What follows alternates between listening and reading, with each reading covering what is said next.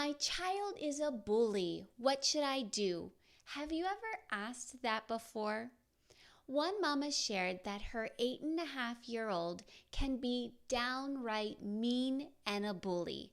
When confronted, she breaks down, but she consistently manipulates siblings to gang up on other siblings, purposely excludes, and says mean things. She can be so helpful and kind 1 minute and then she switches out of nowhere. What should this mama do to stop the bullying? Hey mama, I'm so glad that you tuned in to this episode of the Renewed Mama podcast. I'm Kimberly Mutar and I help mamas like you to think right, to speak right, and to respond right in all areas of your life, in your parenting, in your marriage, and in your communication. In this case, we're talking about bullying, especially if your child is the bully. What should you do to stop the bullying? Let's start by talking about the bully name tag. Remember that our words speak life or death, blessings or curses. So don't label your child by saying you are a bully. A bully is not who your child is. Yes, their actions, their behavior is characteristic of a bully, meaning they are choosing to behave like a bully. But their person, who they are, is not a bully. Remember that we call children up and not out. We call any person, for that matter, up and not out. We call them up to a higher, a better way of behaving, to making right choices, to growing into maturity.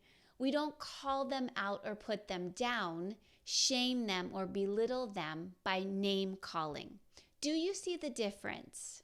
If you want to hear more about calling children up and not out, listen or watch episode 4. The link is in the show notes. So don't say or shout, especially when you're frustrated, you are a bully. What could you speak over your child instead? There is a leader in you in there waiting to get out, to be trained up to lead, not to manipulate. There is a desire to be in charge, but not in a steamroller, run all over others kind of way. There is a need to be seen and heard, but for bringing about good for others and good in the world, not in an attention-seeking, put others down in the process kind of way. Ask yourself, what is really going on here? What does my child need from me, from their dad? What are they calling out for that's coming out as wrong, bully, manipulative behavior because they don't yet know the proper way to ask or to tell me that they have a need? If you ask these questions, you'll be able to respond more graciously to your child, and you won't attack them with, "What's wrong with you? Why do you treat your siblings as the bully? Why do you say such mean things?" That's not going to help. Also ask yourself, who did they learn this from? Where are they seeing this bully behavior, and how are they thinking that it's okay? Step back and be like the fly on the wall, so to speak, and look over your life, your home, your parenting, school, or classmate interactions so that you can get to the root of why they are behaving this way. Take this further by having a mom-child chat. When they are calm and the day is good, everyone's happy, pull your child aside for a mom-child connection moment. Say, "I love you so much. I'm so glad that you are my daughter and you are in our family. I just wanted to check in. How's your life going? Are you happy? Do you need anything from me? may I help you in any way? And then just listen. Ask questions to understand more. Your goal is to reach out for connection, trust, and unity. If this is all you get accomplished in the first mom-child connection moment, great.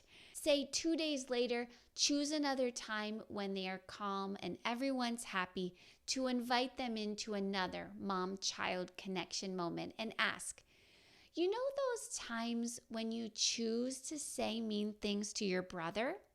How do you feel then? What makes you angry or upset and makes you say those things? Do you really mean it? You know that time when you tricked your sister into ganging up on your brother and taking his dessert? I'm making up an example, but I'm referring back to the mama we started this episode with when her daughter manipulates siblings to gang up on another sibling. Tell me how come you thought to do that? Did that honor your brother? Approach it with a curious, tell me more attitude, not one of attack, not why'd you do that? What were you thinking? But rather tell me how come you did that. Tell me what you were feeling when you did that. They may have an answer for you. They may not. They may be able to express it in words and they may not, but still ask anyway. And then say, please forgive me for teaching you that it's okay to bully your siblings and to treat them this way. I was wrong. It is not okay. We will not treat each other with dishonor as a bully does.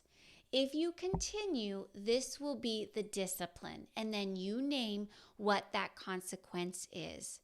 This is all said in a calm tone, matter of fact. You were allowed to behave this way because I didn't correct it, but now we are turning another direction and going down the right path of honor and respect. That's it. Going forward, we will treat each other with honor. Now, while it's easy to say this, it's something else to be 100% consistent with it. And consistent you must be, mama. No ifs, ands, or buts. You must also remember that if it is a habit or a default response for your child to bully, to manipulate, to purposefully exclude, or to say mean things, they need help to break that habit or that default response. You understand this because you've been working on renewing your thoughts, the words you say, and how you respond, right, renewed mama? It takes work. So be gracious with your child. Make a plan to help, kind of like a 911 plan if there is an emergency. What is their plan for the next time they feel like bullying, manipulating, excluding, or saying mean things? What should they think? What can they say? What can they do?